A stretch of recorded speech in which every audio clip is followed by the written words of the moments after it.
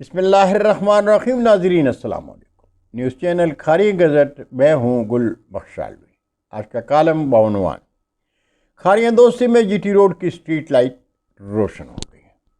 ناظرین، کھاریاں شہر ایک بار پھر روشن ہو گیا۔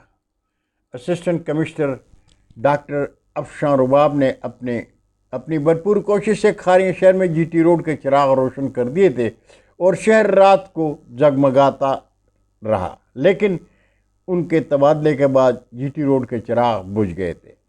ان چراغوں کو ایک بار پھر گوندل برادرز نے روشن کیا۔ شام کے بعد جی ٹی روڈ کو روشن دیکھ کر آفتاب کرنسی ایکسچینج کے رہنما سے ملاقات ہوئی۔ اس ملاقات کی خبر اپنے شہر کے شہریوں کی بھی گوش گزار کر چکا ہوں۔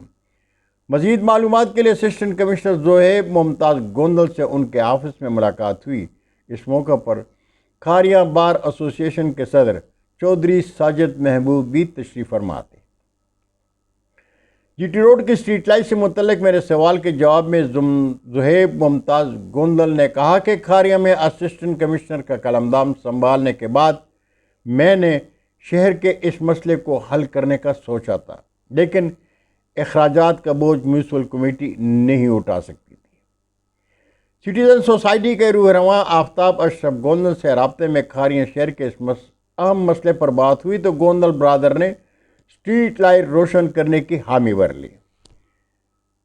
اسٹریٹ لائٹ کی دیکھ بھال کی ذمہ داری سٹیزن سوسائٹی کی ہوگی، ایڈورٹائزنگ ان کی منشا کے مطابق ہوگی، وہ میونسپل کمیٹی کے واجبات بھی ادا کریں گے اور بجلی کا بل میونسپل کمیٹی ادا کرے گی۔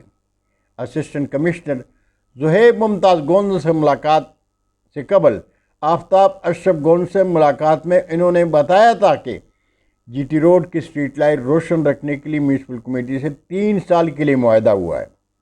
جی ٹی روڈ پر لگے کمبوں کی مرمت ہوئی ہے، نئے بلب لگائے گئے ہیں، ڈیوائیڈر کے ساتھ انتہائی محفوظ طریقے میں کمبوں تک بجلی پہنچا کر شہر کو روشن کر دیا ہے۔ 3 سال بعد معاہدے کی تجدید کی کوشش ہوگی۔